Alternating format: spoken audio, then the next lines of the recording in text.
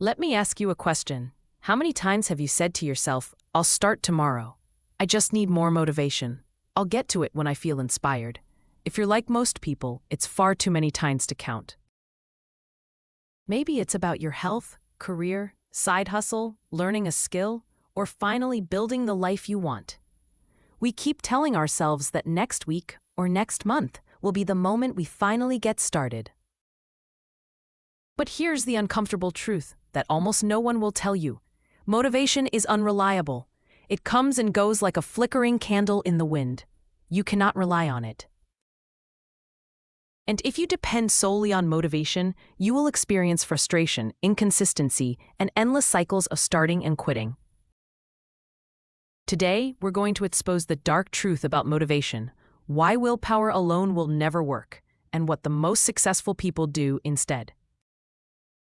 We'll pull insights from 3 exceptional books: Atomic Habits by James Clear, Drive by Daniel H. Pink, and The War of Art by Steven Pressfield.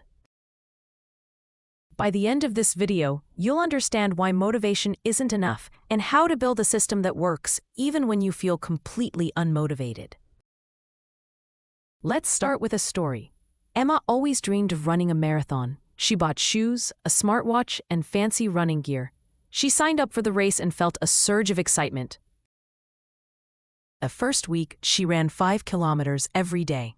She woke up early, pushed herself, and felt unstoppable. Friends and family praised her dedication, which gave her an extra boost. But then life happened. Work got busy. She overslept. She missed a run twice, then 3 times. Suddenly, her motivation was gone, and with it, her progress. Emma's story is a story most of us can relate to. Most people fail because they rely on feelings rather than systems. James Clear, in Atomic Habits, calls this the motivation trap. Waiting to feel like doing something before taking action is the biggest mistake people make. Motivation is temporary. Energy fluctuates. Willpower is finite. If you depend on it alone, failure is inevitable. Motivation fades because it's emotional. It rises and falls based on your mood, energy, and circumstances. Daniel H. Pink, in Drive, identifies 3 key pillars that sustain long-term motivation: autonomy, mastery, and purpose. 1. Autonomy, the desire to control your own life. 2. Mastery, the urge to get better at something. 3. Purpose, the need to contribute to something bigger than yourself. Motivation spikes when these 3 factors align. Most people, however, ignore them. They rely on quick bursts of inspiration that vanish in a few hours. If you don't anchor your actions in autonomy, mastery, and purpose, motivation will abandon you when life gets hard. Here's an example. Jack wanted to lose 20 pounds. He relied on morning motivation to go for a run. Some days he felt inspired. Some days he didn't. He stopped and restarted countless times. After 6 months, he realized motivation was inconsistent. Instead, he created a system. Run for 15 minutes at 7 a.m. every day, no exceptions. He tracked his runs, prepared his gear the night before, and celebrated small wins. Result? He lost the weight, built a habit of running, and never depended on motivation again. Here's the uncomfortable reality. Motivation isn't the problem. You are. If you wait to feel inspired, you're handing control of your life over to something external: moods, circumstances, or luck. Steven Pressfield, in The War of Art, calls this resistance. Resistance is the internal force that keeps you from doing your work. Procrastination, fear, self-doubt, and distraction. Resistance feeds on motivation. When motivation fades, resistance wins. Most people treat motivation like a magic switch. Flip it, achieve greatness. Reality? Progress comes from showing up consistently, whether you feel like it or not. Here's the good news. You don't need motivation to succeed. You need habits and systems. James Clear says, you do not rise to the level of your goals. You fall to the level of your systems. Habits bypass motivation. You don't wait to feel like brushing your teeth, so why wait to feel like taking action on your life? Here's how to apply it. Exercise, schedule it at the same time every day. Lay out clothes the night before. Writing, commit to 10 minutes every day. Learning, practice a language for 15 minutes consistently.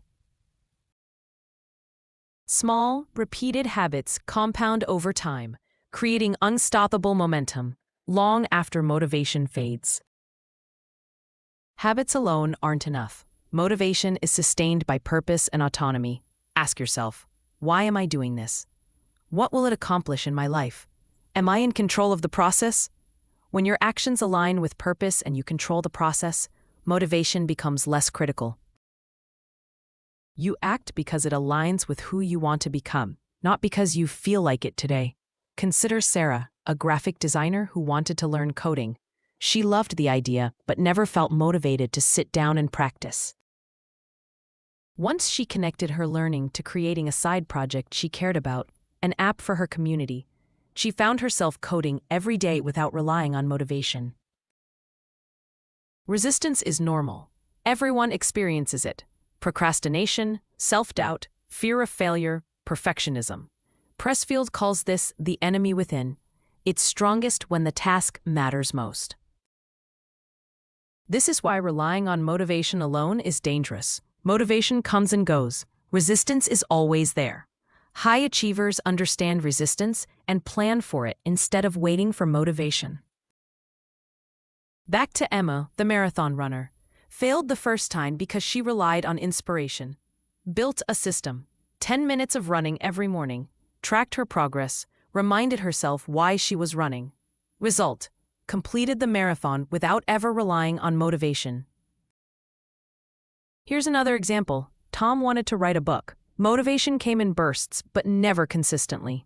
He created a system: write 500 words daily, track progress, and share updates with accountability partners.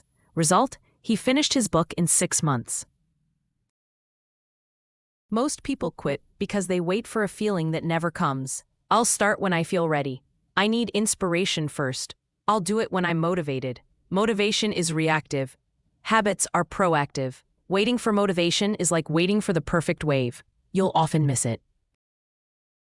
A solution? Create your own momentum through action, not inspiration. Here's how to create systems that actually work. 1. Start small. Tiny, consistent actions outperform bursts of effort. 2. Schedule daily. Make action automatic. 3. Track progress. Visual evidence of growth fuels momentum. 4. Anchor purpose. Connect actions to meaning. 5. Plan for resistance. Prepare for laziness, fear, and distractions. Systems plus habits plus purpose equals unstoppable results. Showing up builds identity. Instead of "I'm unmotivated," say "I'm someone who shows up." Small wins compound. Progress builds confidence. Motivation eventually follows action. Identity-based habits shift your focus from feelings to who you are becoming.